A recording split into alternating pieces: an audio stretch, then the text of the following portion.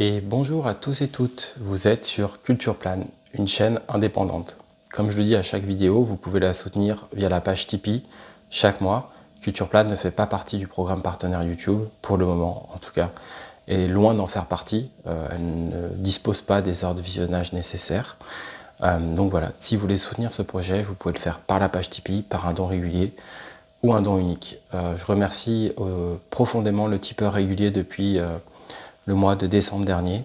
Et je remercie tous les tipeurs, tipeuses depuis le mois de décembre dernier aussi. Je vous en dirai plus, éventuellement un peu plus à la suite de cette vidéo, vers la fin notamment. Aujourd'hui, je voulais faire en fait une vidéo pour vous parler en fait de quelque chose qui m'est venu à l'esprit ce matin. Et je sais pas, tout d'un coup, je me suis mis à penser à ça et je me suis dit, ah, je vais peut-être pas arriver à garder cette pensée, j'ai envie de l'exprimer. Ça concerne en fait la pensée pour des personnes qui sont plus là. Alors ça pourrait être une pensée pour des personnes qui sont absentes, mais moi en fait aujourd'hui ma pensée est allée vers des personnes qui sont plus là. Et en fait cette pensée s'est exprimée autour de deux personnes. Alors comme vous le savez, voilà, une pensée elle est toujours adressée, une pensée elle est toujours au fond personnelle. Donc du coup dans mon cas, voilà, cette pensée elle concerne deux personnes en particulier, évidemment qui ne sont pas des personnes de mon entourage intime, mais plus des personnes de l'art, de la culture, de la création. Et en fait, c'est vrai que le fait qu'on soit cet été-là, que moi je m'approche aussi de l'été de mes 40 ans, l'an passé ça a été un été particulier parce que, en fait, c'était évidemment un artiste que j'aimais et sur lequel je m'étais parfois extasié sur certaines choses. Je me rappelle par exemple avoir adoré la saison 3 de Twin Peaks ou de trouver vraiment superbe Lost Highway. Même si je dois le reconnaître, le Mulholland Drive m'avait pas fait le même effet que beaucoup de monde, en tout cas en première vision. Et j'ai pas encore, je pense, eu cet effet dont tout le monde parle. Mais voilà, il n'empêche que c'était un artiste qui me laissait des traces diverses. Mais c'est vraiment pour moi l'été dernier où il s'est intégré en fait dans ma vie par des lectures, etc. Et en me rendant compte que la manière dont il s'intégrait dans ma vie, elle était aussi dans un certain sens au-delà de ses œuvres, dans ce qu'il pouvait dire, ce qu'il pouvait être, dans comment il avait vécu. Et ça notamment beaucoup à travers aussi son livre, le livre L'espace du rêve, donc, où il écrit, et en même temps il y a une journaliste aussi qui écrit, donc c'est comme ça des textes qui rebondissent l'un sur l'autre. Donc cet artiste c'est David Lynch, et comme vous le savez, cette année, il y a plusieurs mois de ça maintenant, il y a eu des incendies à Los Angeles et plusieurs maisons, et en fait David Lynch avait un emphysème et sa santé était très fragile. Il avait annoncé qu'il ne pouvait plus faire de tournage en dehors de chez lui, ce qui était peut-être pour lui dans un certain sens une bonne nouvelle, tant on savait qu'il aimait être chez lui. En tout cas c'était officiellement, publiquement dit, sur son goût d'être chez lui. Il avait déclaré, à part ça, je suis en bonne santé. Et voilà, et cet événement tragique des incendies de Los Angeles ont, je pense, beaucoup joué apparemment dans son départ, puisqu'il a dû partir de sa maison qui a brûlé, sa maison qu'il adorait. Il s'est réfugié chez sa fille et il est parti.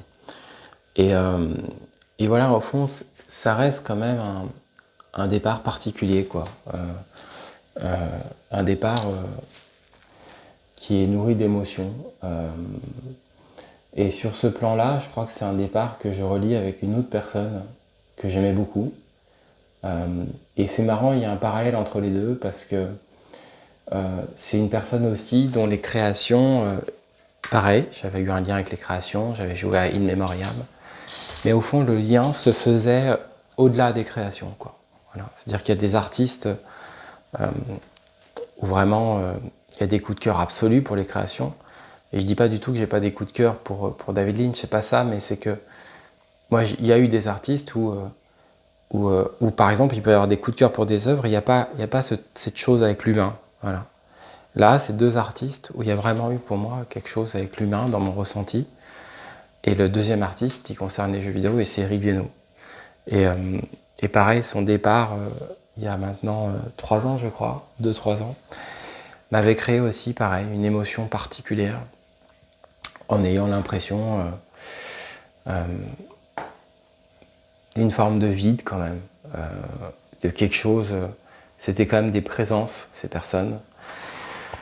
Et Eric Viennot avait écrit, je crois, L'homme qui parlait dans une langue inconnue, que j'ai lu, son livre en fait, sa dernière œuvre, qui est très belle. Mais en même temps, voilà, en fait, c'est comme Lynch, c'est-à-dire que Lynch, c'est génial de pouvoir regarder la saison 3 de Twin Peaks, c'est génial. Mais en même temps, voilà, il reste quand même un trou comme ça dans le paysage, je trouve. Alors après, dans le cas de Lynch, il disait bien cette belle phrase, il disait « Ne vous fiez pas au trou, regardez le donut ». Et c'est l'idée comme ça d'avoir une vision au fond, générale, d'ensemble, et de ne pas se faire avoir par la vision du détail qui parfois amène à regarder ce trou et en fait à être mal.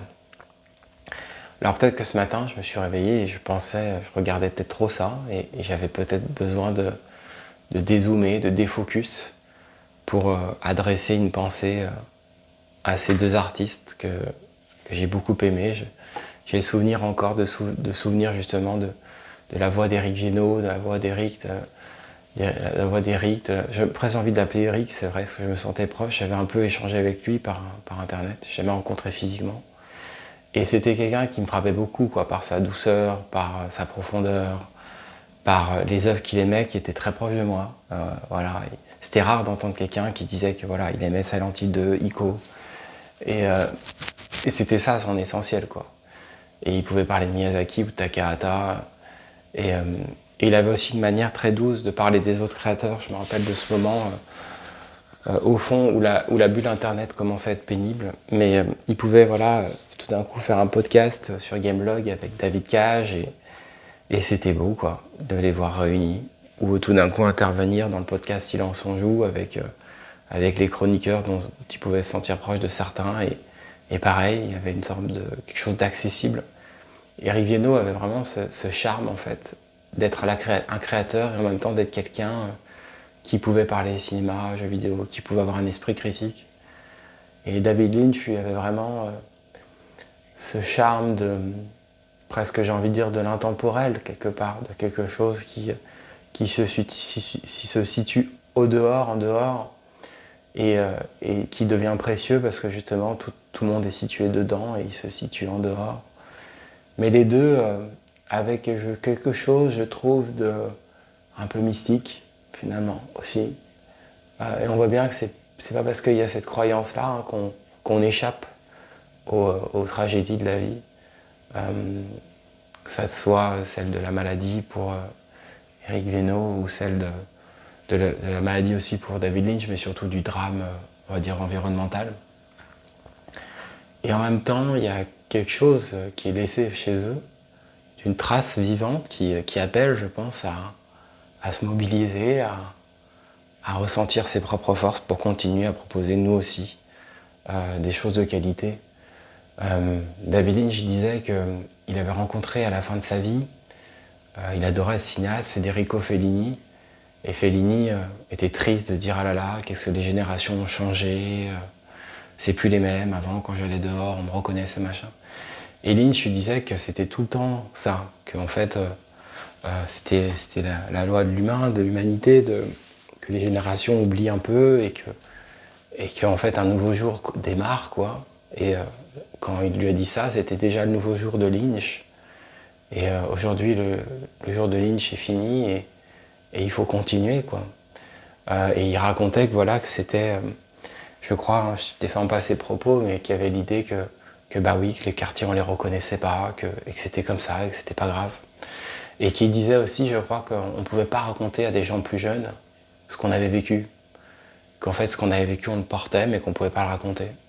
Je suis assez d'accord, moi, sur certains aspects. C'est-à-dire que je pense qu'il y a des choses qui sont dans l'irracontable. Et c'est très bien ainsi. Ça les fait porter vers d'autres plans. Donc voilà, moi, je voulais adresser une petite pensée sur ça. C'est vrai que c'est une pensée qui a un peu de la nostalgie parce que ça fait bizarre quand il y a des artistes qu'on aime qui sont plus là, des présences qui manquent.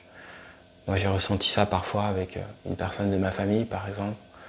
Mais après voilà, il faut quand même continuer à vivre et trouver des raisons, trouver des actions. Voilà. Mais voilà, je voulais adresser en tout cas cette pensée pour ces deux êtres que j'ai profondément aimés et que je continue à ma façon d'aimer profondément. C'était tout pour cette vidéo. Vous étiez sur Culture Plane, une chaîne indépendante. Je vous remercie tous et toutes et je vous dis à bientôt.